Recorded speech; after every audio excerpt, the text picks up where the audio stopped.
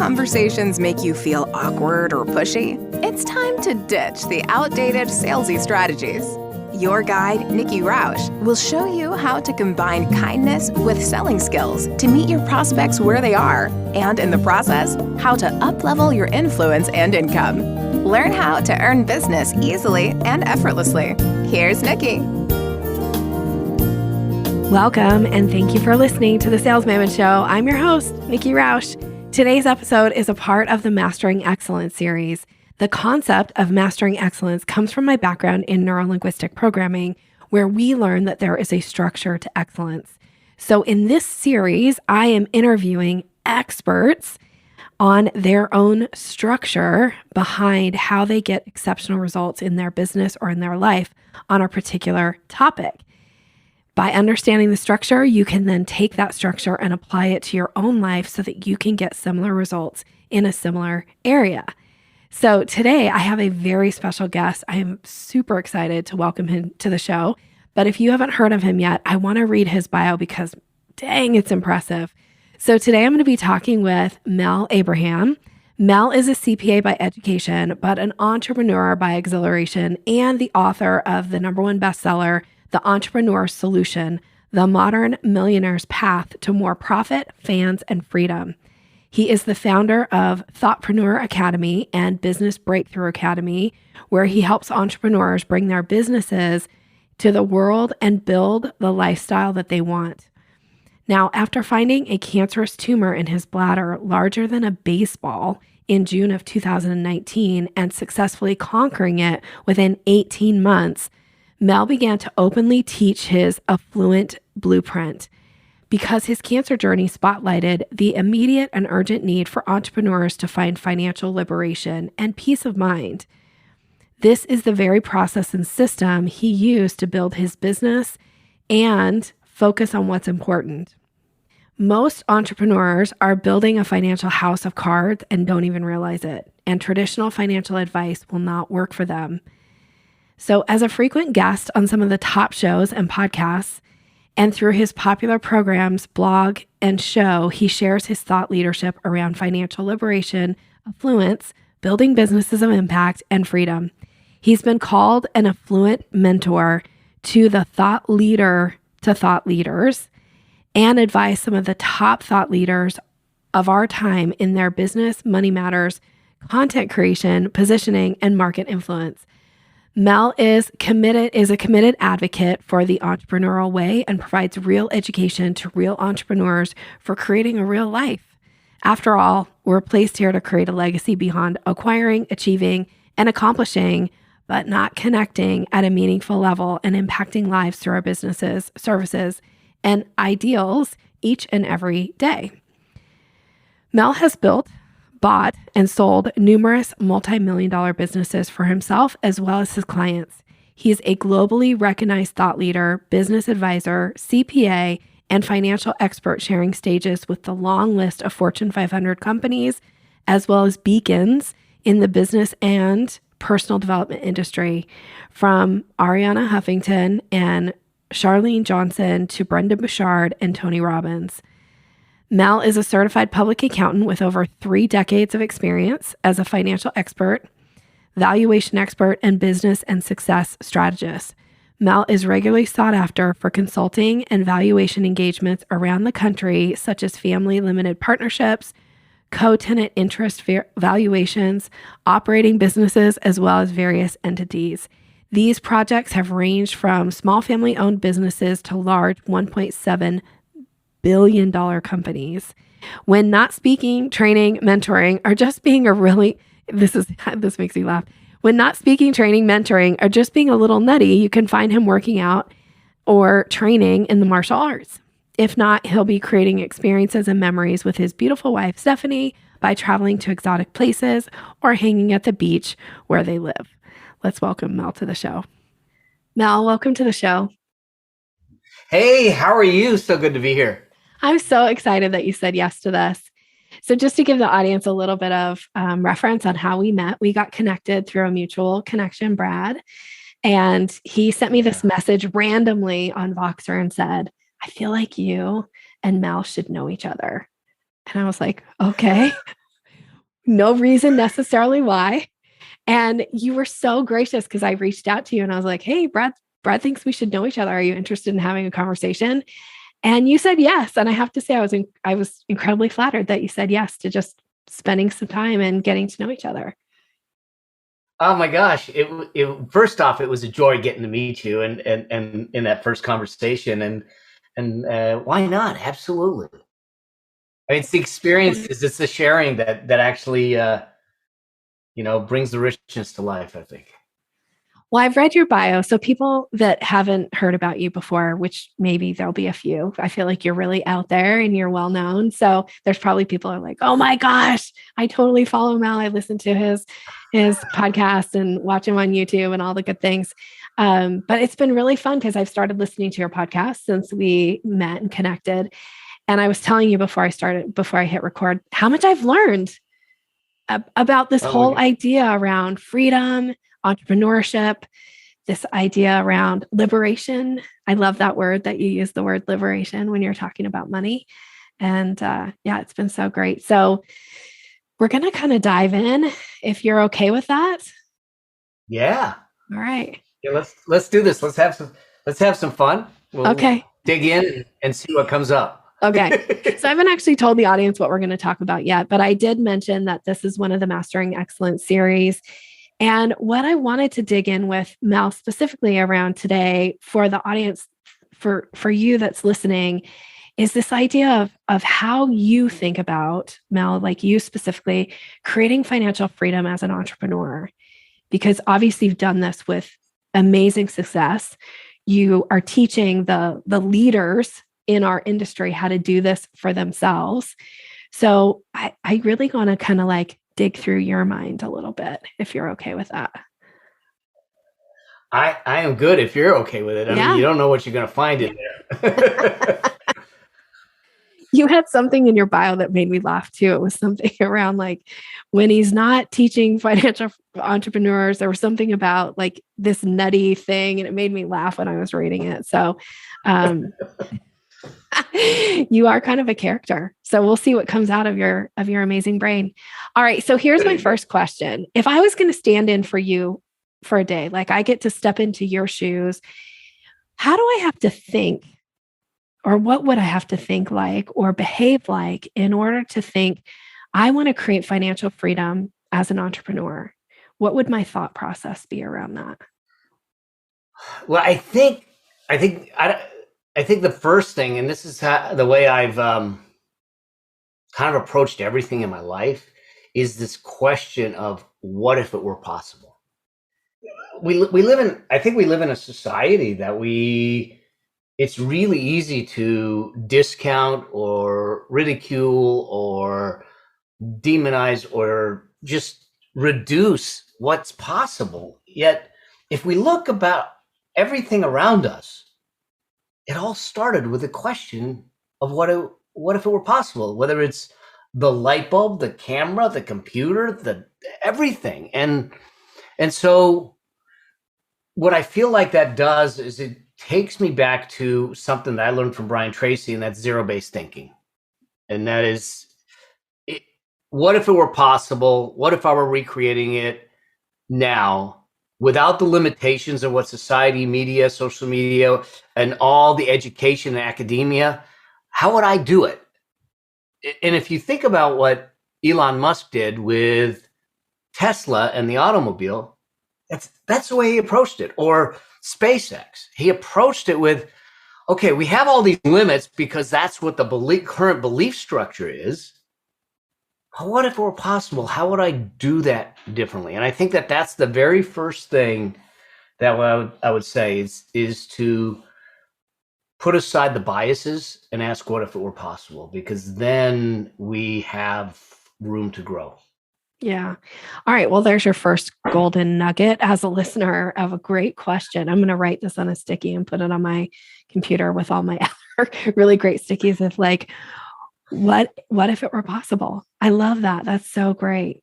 All right. So what specifically would I do to behave like you when I'm thinking about creating financial freedom as an entrepreneur and I'm asking myself this question? What if it were possible? How would I behave? From a behavior standpoint, I would be, I'm curious. So I'm constantly researching. I'm constantly reading. Um, Now, obviously, I'm constantly listening. Like I just drove to Sedona and I listened to 3 books on the way to Sedona and back, other Mm-hmm. than having to turn it off when I got pulled over. But that's a whole nother story. Probably a good one. Wait, did you get a ticket or no ticket? Oh man. Okay, we can go there for a second. So here's the thing, because especially with some of the stuff that you do, language, relationships are really important. So this guy comes now. First off, I had no idea that the state troopers were in blue cars. So I drive, and I'm driving a rental, and I just drive right past this blue car. And so he turns around and he gets behind me. I don't see lights. I don't see anything. And then he flips the lights on. I go, oh my gosh. Now I know I was speeding, Okay. 2-lane highway, pulls me over and he says, do you know why I pulled you over? I said, yeah, I bet you're thinking that I got the biggest balls or I'm the stupidest guy to just drive right past you. And he started to laugh. And I said, yeah, I think I do. He says, I clocked you at this speed. I said, yeah, you probably did. And so we just started chatting. In the end, because we had a dialogue, we had chatting. He knew that I was, and I fessed up to it. I wasn't like I was going to be in denial. And he goes, you can fight, and I said, I'm not fighting it. I drove right past you. How am I going to fight it? And he says, so he ends up coming back and he says, here's the deal. I have to give you something because you're going so fast over the speed limit. But I'm going to give you a kind of ticket that doesn't end up on your record. It doesn't affect your insurance. It doesn't do anything. And it's a $15 fine. Oh my And he gosh. says, I can meet you halfway. I said, I think I can deal with that. And so I did get a ticket. It cost me, the court fee was more expensive than the ticket. So, the next day, that Monday, that was a Saturday. On Monday, I got online, I paid the ticket, I was done, I was out, and I'm good. Yeah. And now blue cars when you drive blue cars. Watch out for blue cars on the way to Arizona. Yeah, exactly. Okay. So you were saying your behaviors, you're curious, you do research, you read, you listen. Anything else? Yeah. Then the other thing that I do is I look for people that are doing or are at the level or above where I want to be. And I've heard this before where people say, well, and model them. And I actually think that that's not what we need to be doing. Modeling what they do is to me is too surface level. So I want to model how they think. Yes. You mentioned one of my episodes where it was kind of my take on the shareholder letter from Warren Buffett. Well, by and large, one of the greatest investors of our time is Warren Buffett. And so reading his letter to the shareholders, but trying to take it from the perspective of what is he thinking, not what is he doing, because you could make every single trade that he makes if you had the money and probably not get the same results because he thinks differently.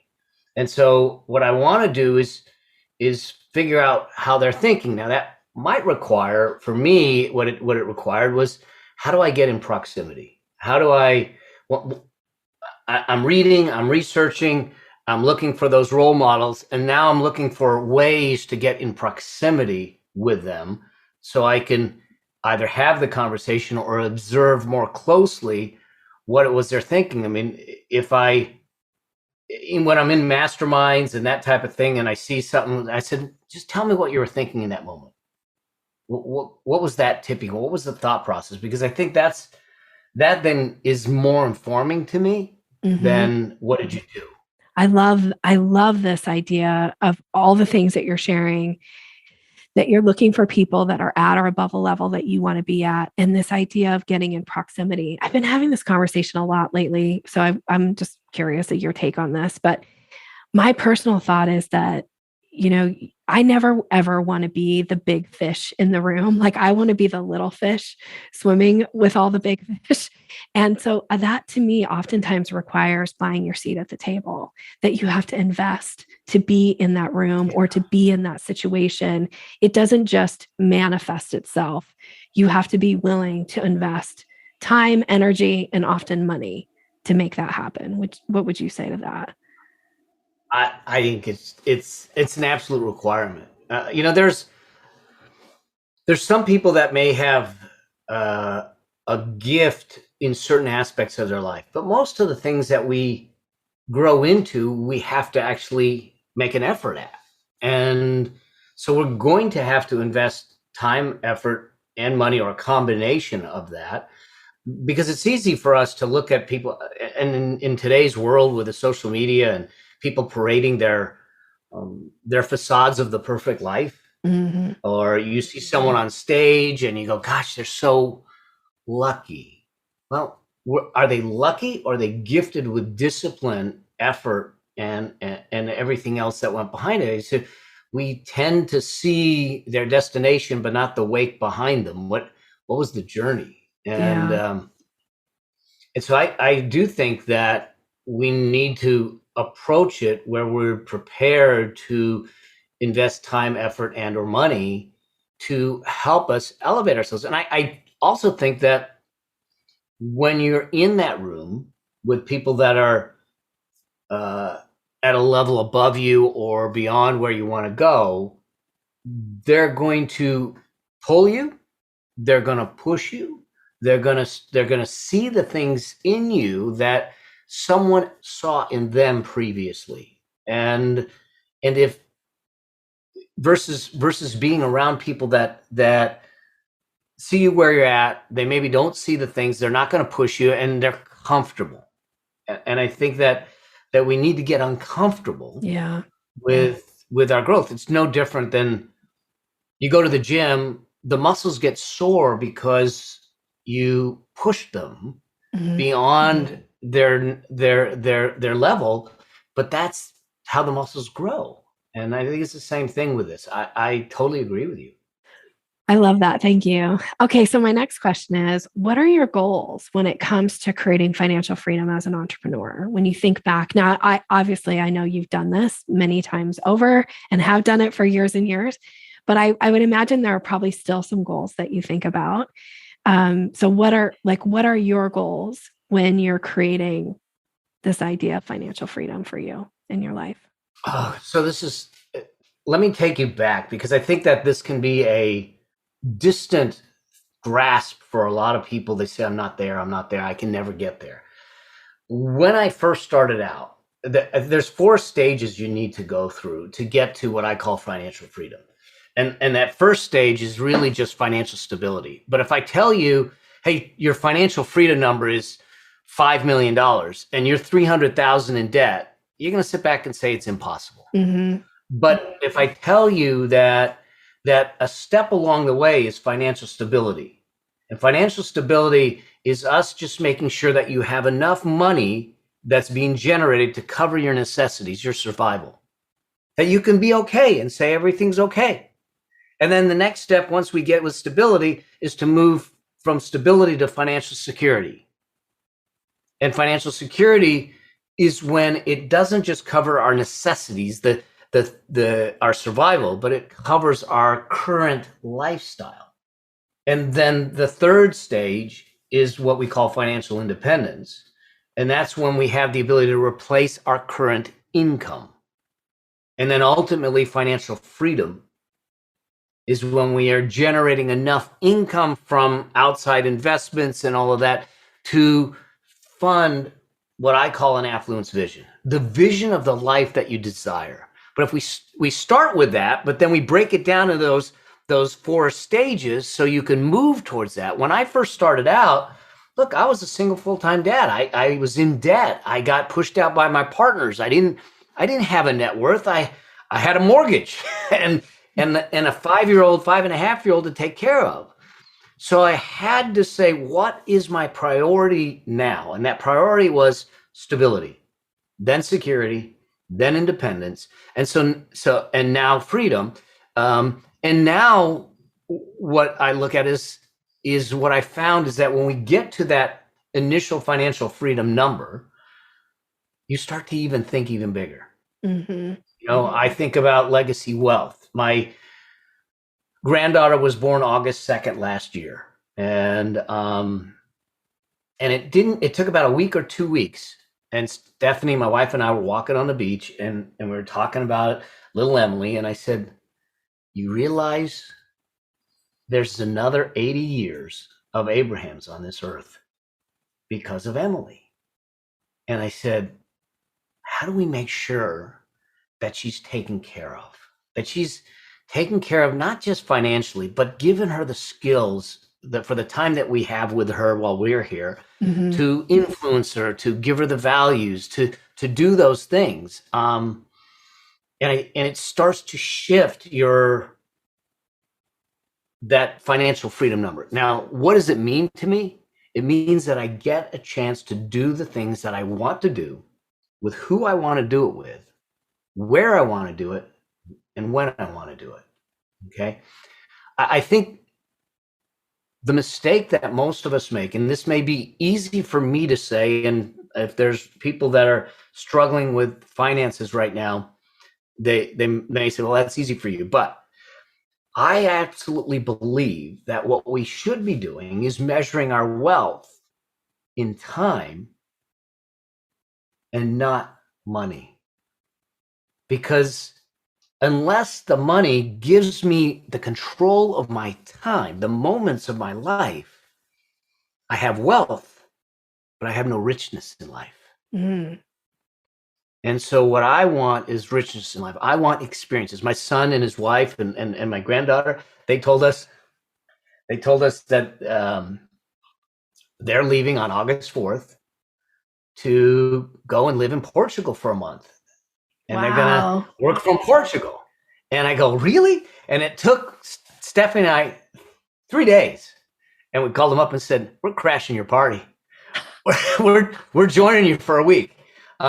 But to be able to do that and say, we get to go spend time with our children and granddaughter in Portugal and do things and share those experiences, that's where the richness comes in. The freedom to be able to do that, the freedom to say, I'm going to up and leave. And to have the control of that time, that's true richness and wealth. I totally agree with that. And I don't want to miss for the listener how clearly you laid out those 4 stages. Yeah. That was so amazing.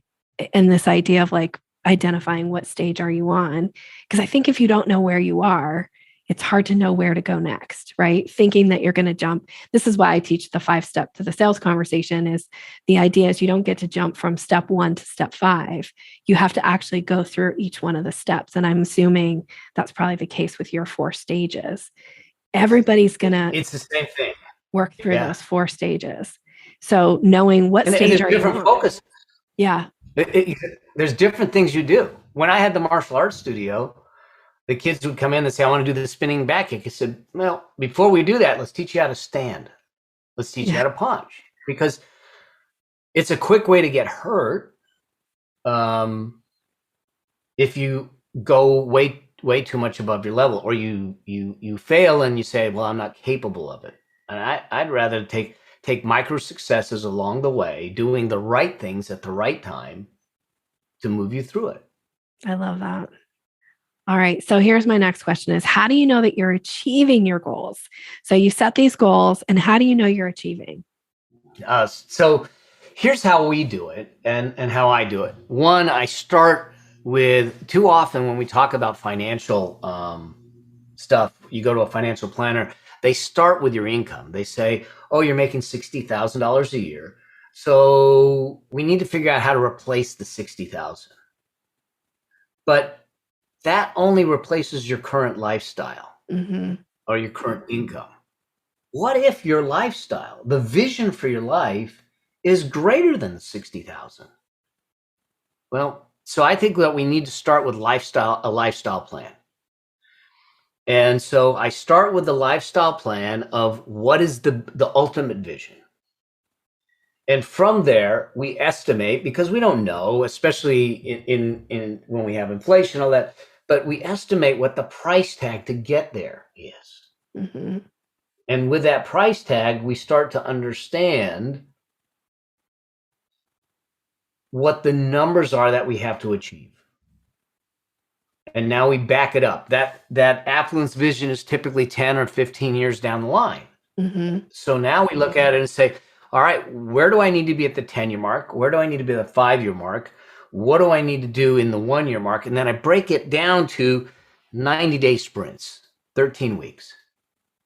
And say, if I get this done in 90 days, does it move the needle? So I can, if I think about it as a relay race, pass the baton for the next 90 days to keep me moving forward. It breaks it down to those small steps to allow us to do things. Maybe it's the first step is I got to get control of my debt. I got to get on a debt pay down plan. I know that I'm getting control of my debt. The schedule on that debt payment down plan is 9 months. Great. I know what that is. And then I start allocating the cash and doing that. And so, but if we stay focused on the vision, we won't take the action to get us closer to the vision. So we have to break it down into actionable steps that you can do in the short term. This is fantastic. So this idea of these 90-day, did you call them 90-day sprints? Yeah. Is that your word? Yeah. Days. So you're breaking it down into actionable steps, which, from my background in NLP, we find that most people get stuck because they don't know what that first step is. So a lot of times if you can get them step 1, then they can take step 2, because most of the time people are so focused, like you're saying, it's like, I'm on step 100 and I see no path to it. In your mind, you're like, I want this thing that's out there, which really you'll never get to if you don't take step 1 and then step 2 and then step 3. So I love this. And it works with everything. I remember, so I decided to take the CPA exam while I was still in college. Okay, it's a 3.5-day exam. At that time, there was no calculators. So like they would give you the blue books and so. Is that even possible to do? No, oh my God, I couldn't do it today. I say CPA stands for can't pass again, I'm done, So what I did is they said, you're going to take it before you even graduate with your accounting degree? I said, yeah, I just get a feel for it. But what I ended up doing is I said, I have 3 months before the exam. And I knew all the parts of the exam, everything that I needed. I broke it down week by week. And I sat in the library at the college I was going to. Now I happen to belong to a fraternity. So the little sisters and the pledges would literally bring me lunch, and they would bring me dinner just to support me. And so I spent 8 hours a day studying for that exam, day in and day out, but I had it orally. I said, okay, I master this section, then I go to this section, and by the time I get to the test, I should have it all done. The majority of people will not pass the exam on the first time, let alone all 4 parts. So I passed the exam on the first time, all 4 parts. But I attribute it not that I was any smarter than anyone else. I just attribute it to the fact that I had a more disciplined and systematic approach to making sure that I took command of the information that I needed to test on. And I think that is, again, another really great gold nugget. As a listener, the idea is, do you have the discipline? And are you making a plan and putting things into place so that you can continue to achieve where it is that you want to go, whichever stage that you left for us, these 4 stages, whatever stage that you're on, instead of maybe focusing on, the freedom aspect of it, that you might still be on just getting to security and then independence, right? Of like, but how do you break that down into step-by-step process, which really is kind of what we're doing here today, is this idea of like, let's break it down. What's Mel's process? And he's just giving it to us in this so great. Well, here's why I think this is so important. People will come to me and say, what's a good investment? It doesn't matter. Here's the reality. And this may be confronting for some, but You don't have a money issue. You don't have a money problem. You have a money symptom. And Say more. it's a symptom of your behaviors, your habits, and your choices that you made in the past. And as much as that's confronting, it should be uplifting, because that also means that you have control. I just changed the choices. I changed the habits. I changed the behaviors. I changed the results. Money and wealth is more a behavior than anything else. And when we use the right behaviors in the right way, we'll find our way there over time. What would you say are some of the crucial behaviors for people who really are achieving financial freedom? So what they don't do is so one of the things that they don't do is that there's a lot of people today that are sacrificing what they want most for what they want now. So they understand that investing, those that are financially free, they understand that investing has to be the priority over the lifestyle. Now, with entrepreneurs especially, this is actually not as challenging as you might think. But because if you listen to a lot of the people in the financial services or financial realm, what they'll do is they'll tell you to, well, cut your spending. And I'm all for expense trimming and I'm all for expense management, but you can't cut yourself to financial freedom. So we want to manage the expenses, but at the same time, as an entrepreneur, we can actually go do another promotion, build our income. We have the ability to control the income side of the equation versus someone that might just be an employee, and I'm not discounting at all, where their sole way of getting additional income, if they don't do a side hustle or a side gig, is to go ask for a raise. Yes. To ask permission to earn more. Yes. So that is limited, and so therein lies the focus on expense cutting.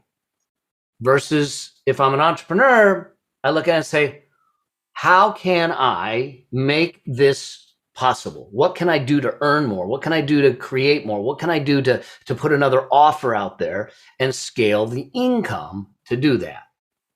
And so when we can take control of both sides of the equation, that helps. Now, the other side of this is this. We get raised in a society of marketing messages being barraged by them and a consumerism mentality. Mm-hmm. And so most people are raised in a way where they earn income, they go spend it, and they look at what's left over, and that's what they invest. So investing to them is the scraps. I don't know about you, but I don't want a future on scraps. So the reality is that the wealthy, the rich, they do it differently. They say, I'm going to earn income. I'm going to make investing the priority. I'm going to slice the piece off and put it towards my financial future, the thing I want most, and then see what's left and create my lifestyle on it. And then they go back to it and say, well, I don't like that lifestyle, Mel. I don't want to do that. And you go, okay, then how can we create more income so you change the lifestyle? We don't sacrifice your future when you're not going to have the ability to do the earning. We sacrifice during the time where we're not in our earning years. We can't fix it then. So sacrifice today in a way that builds a future, not for wealth, but for peace of mind down the line. Perfect. And I feel like we hear this, or it's not that I've never heard this before, but I love the way you frame things, first of all. And also this idea around really thinking about your lifestyle, and that, are you setting yourself up to live off of scraps, or are you willing to make some sacrifices, which I do think as entrepreneurs, I think if you're truly successful in entrepreneurship, you do have to learn how to sacrifice, because there is some sacrifice, I think, growing a business, right? Of making Very decisions. much so. Yeah. So I think we have it in us as entrepreneurs to sacrifice. And it's just making sure that we're looking at that investment piece as well. Because the entrepreneur who is just, barely scraping by, barely covering expenses, it's this idea of like, do you actually have a business or do you just have a hobby? And sometimes a really expensive hobby that you call a business. Very much so. Yeah. It's the difference, what I call is the difference between being a treadmill entrepreneur and an affluent entrepreneur. I love that. I haven't heard that from you. A treadmill entrepreneur versus an affluent entrepreneur. Which is the name of your podcast, The Affluent Entrepreneur. I don't know that I've said that yet. So if I haven't, I want to make sure everybody knows to go and listen to Mel's podcast, The Affluent Entrepreneur. How did you come to that word? I'm like totally off the rails now, but no, actually I think it's important because a lot of people were demonizing money. Money's taboo. We're not supposed to talk about it. Yeah. I grew up in a household where it's impolite and that type of thing. But here's the thing I know, that there isn't a problem in the world that is going to be solved if we choose not to talk about it. So if we're having challenges in our money world, then we need to talk about it to find the solution, or be willing to have a dialogue or a conversation. And yet we demonize entrepreneurs. We demonize the wealthy. We demonize money. I have a colleague who just went into a store. It's a school supply store. And he says, how much for the whole thing? The store? He says, no, everything on the shelves. And he says, well, I can't sell you everything. He says, but aren't you in the business of selling stuff? Yes. And he says, yeah, but we have open orders. He says, great. Take the open orders, leave that stuff on the shelf. How much for the rest? I'll take it all. He took all of the school supplies and then went to a school that he was in his community and donated all the school supplies plus $500 to each of the teachers. And we don't hear those stories about the generosity that comes from creating income and money and wealth and richness. I looked at affluence and I said, there's a reason I want to use the term affluence. And too often when someone hears me say it, they confuse it with opulence. It has nothing to do with opulence. Okay. So affluence is built on 4 different characteristics. An affluent life is first a meaningful life. It's something that is internal, that brings you joy and vibrancy and energy and enjoyment. The second aspect of an affluent life is that it's an impactful life. That it's external now, and we're impacting those that we serve, those that we relate to, the people that we love. The third aspect, and this is the only one that has to do with money, is that it's a fruitful life. And that is, it allows us to get compensated for the value we create, that we make money that we can become generous with. And then the fourth aspect is that it's a peaceful life, that we get a chance to know that we have the peace of mind that we live in congruence and alignment with our values. We're having a positive impact on those we care about, those we want to serve, the causes and the movements we're behind, and that the people we care about are taken care of. And to me, that can be done in a teepee in Montana or a yacht in Monaco, whatever the choice is. And so affluence has nothing to do with stuff and has everything to do with how we live our lives. Wow. So meaningful, impactful, fruitful, peaceful. Like who doesn't want those things to see their description, right? I want to be described at those 4 words, and you've put it into one, which is affluent. I love that. Yeah. So powerful. Oh my gosh. This is why I was just so excited when you said yes to coming on the podcast. So powerful. Okay. So One last question around this particular topic, and then with your permission, I'm going to ask you just some like random crazy questions, so we'll get to know you even better, because you seem like you're willing to go there. How do you know that you've accomplished the task and it's time to stop? Like, okay, I've created my financial freedom. It's time to stop. So, okay, I'll explain this in a story because I didn't know. Okay. So I was right. I had a bad conversation with a girl I was dating. We were breaking up, and so I got on a bike when I lived up in the hills, not at the beach, and I decided I was going to ride to the gym, which is what, you guys, let me just go work this out, this anger. Okay. So I'm riding down the hill on the street. I'm going probably about 25, 28 miles an hour because I'm trying to gain speed because there's an uphill on the other side and it'll be easier to get up the hill. My shoelace gets caught and I flip the bike and I end up on my head with a grade 4 concussion, no feeling on the right side, stuttering. And so I'm in a neck brace, and a dear friend of mine who retired at 36 years old comes over. He says, "I'm taking you to lunch." And so we're sitting at a pastrami shop back when I ate pastrami. And he looks across the table at me in my neck brace and he says, "Mel, how much is enough?" I go, "What? Dude, I just crashed my bike. Why are you asking these questions? What do you mean?" He says, "How much is enough?" He says, "Here's the deal. You got on that bike distracted, angry, and in distress. And you just rode without checking things, without looking at things. And the reason you did it is because you don't know where your finish line is. And because you don't know where your finish line is, once you heal, you get back on the bike and start pedaling again. And you'll do it until you burn out, you break down, or you crash again. Until you know where that finish line is, you don't know that the race is over." And it's like, run, Forrest, run, and he keeps on running. And I said, oh, man.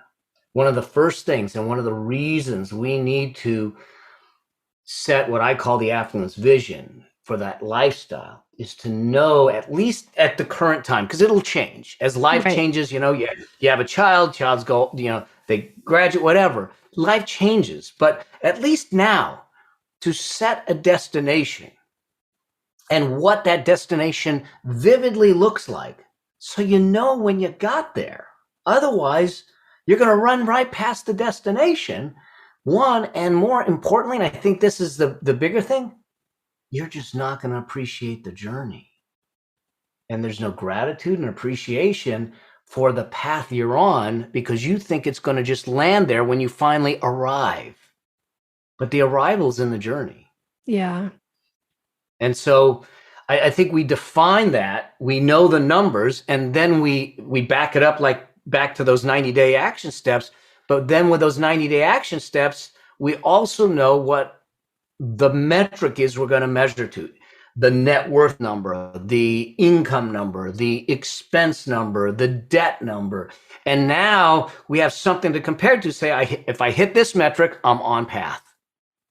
I love that. Oh my gosh, know where the finish line is. That gave like chills all over my body when you said that. Yeah. It almost brought some tears to my eyes because, wow, that is what a good friend, first of all, that would ask you that question.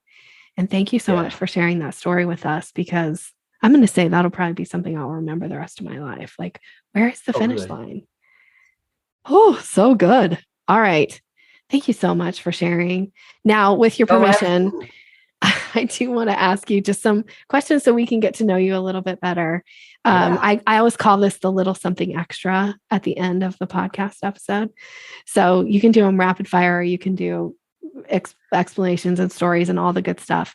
So here's my first question is, what do you think the biggest mistake is you've ever made? And what did you learn from it?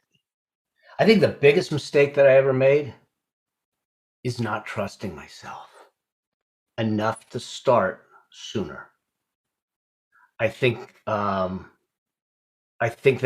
in some cases, there were things where I've found reasons to not start, to not do, to not move forward, whether it was fear of judgment, imposter syndrome, you know, what would people think? And I held myself back. So my book, the Entrepreneur Solution, was published in 2015. We hit #1 on Barnes and Noble in USA Today. We sold Amazing. 16,000 books in 2 weeks. Dang. But here's the deal. That manuscript sat on a shelf for 5 years. And I had a very, very good friend, another good friend, Brendan Burchard. Yeah. And I help him run his events. I usually I'm the voice. I speak at the events, and I'm backstage with him all the time. And he said, and I said, dude, I got an idea. He says, wait. I don't want to hear another idea. What's going on with the book? I said, well, I got the manuscript. He said, let me be clear.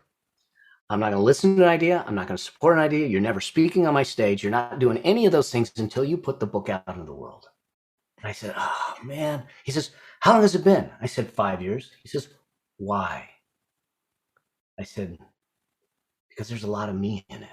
And I'm worried what people will say, what people will think, and say, well, maybe you're not right. And how do I do that? And I said, you wrote your first book, The Student Leadership Guide, in college. Weren't you concerned like someone like Stephen Covey coming to you and going, hey kid, what do you know about leadership? And he says, absolutely not. I go, really? And he said, no, because I didn't need their approval. This was my truth. This was my experience. This was my journey. I didn't need their approval. He says, what's in that manuscript, because I've read it, is your experience. It's your journey. It's your truth. You don't need the world's approval. I go, oh. But I sat on it for 5 years. Yeah. So trusting yourself. That's such a great answer. I wrote my first book not thinking anybody would ever read it. And I wrote my second one, and it took me so much longer because I thought people might read it. And I was so scared. Do you know that, oh my God, now I'm going to space on his name. He's a singer. He's one of the best. He was a judge on The Voice. But it ain't, Adam Levine? No, I'm like, not Adam, judges on The Voice. Blake Shelton? No, not Blake. It wasn't one of the regulars. He was there for a year. Usher. Oh, Usher. Gosh, I love Usher. Yeah. You know that he has not put out another album for a while. And the reason for it is because he's not sure he can outdo what he did before. So even at that level. Oh, that breaks my heart for him. Doesn't it? Like, I mean, there's it kind of chokes right me there. up. Yeah. Wow. Yeah. Yeah. All right. So how many of you are listening that are like, can resonate with this? It's time to trust yourself. Put it out. And know that it'll all work out the way it was supposed to work out. Yeah. Yeah, for sure. All right. Here's my next question is, what's one thing people would be surprised to learn about you? Surprised to learn about me. I don't know if it would be a surprise or not, because I've talked about it, that I actually started as an entrepreneur at age 11. I saw a movie with my dad. I was watching a movie with my dad with Janet Leigh and Tony Curtis about the life of Harry Houdini. I actually have heard you talk about this. Good. Yeah. And I fell in love with this guy that no box or chain can, so I studied, and then I started to fall in love with magic. And at 10, 11 years old, I found out that you could actually get paid to do magic shows. And so I started going and doing magic shows dressed as a clown in a clown outfit that my mom sewed, which I still have, by the way. I don't fit in it, but I still have it. And I got paid $50 for a half-hour show. I did the whole thing, the balloon animals, the magic, all that stuff. But the thing for me is it lit the fire in me to realize that you can do things you love as long as you impact people's lives and get paid for it. And it never left me. But I started my entrepreneurial journey at 11 years old. As a clown? Magician. as a I clown. love that. Yeah. And $50 an hour for half an hour, or $50 for half an hour.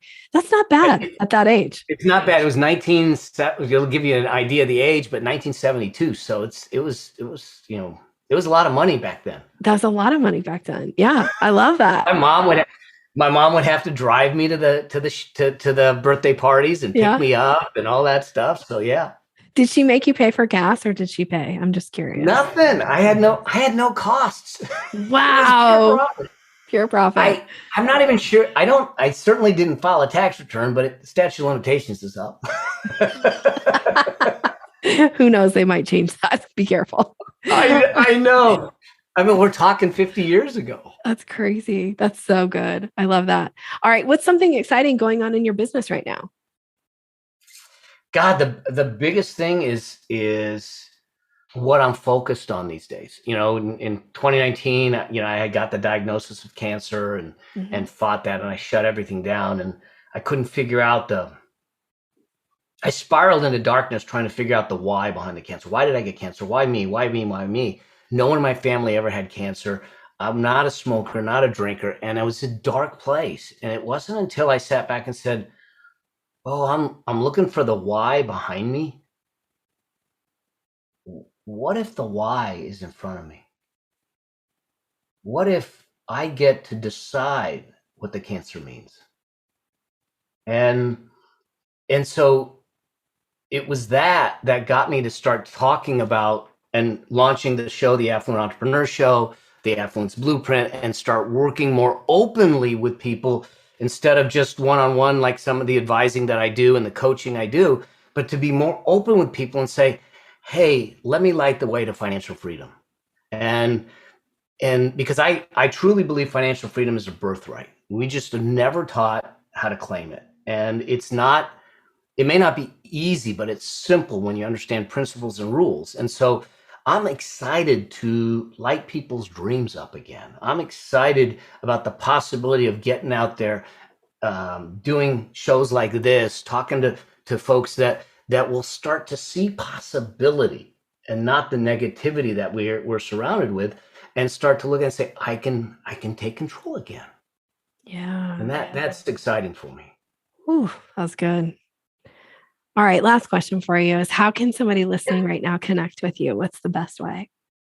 I'm on social media at Instagram, Mel Abraham 9. So I don't know who the other 8 are, but we're going to hunt them down.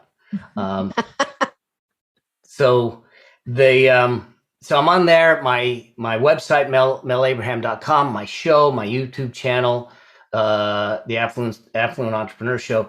And if they've got questions, money questions, wealth questions, business questions, I relish those, because the whole reason I'm doing the show, the whole reason I'm doing this is to give a place in the community to have safe, sane conversations around money, around wealth, around richness, and living an affluent life without judgment. And so I want to be able to answer the questions, help them out, everything from, do I convert my IRA to a Roth or whatever, or something more philosophical around money. Just to know that I don't have anything to sell, in the sense that I don't sell investments. I don't sell stocks. I don't sell insurance. I want to sell people on their dreams. I love it. Thank you so much for saying yes. Thank you for being here. I'm so, so grateful to you. Oh my God. Thanks for having me. This was a blast. This is so fun. Okay. And thank you as the listener. I'm so grateful that you show up and listen to the show. And please connect with Mel. He really is phenomenal. I'm a huge super fan after getting to know you and getting to spend some time with you. So thanks, everybody. Have a great rest of your day. Thanks for listening to Sales Maven. Visit us online at yoursalesmaven.com/maven for more resources to boost your confidence and skills.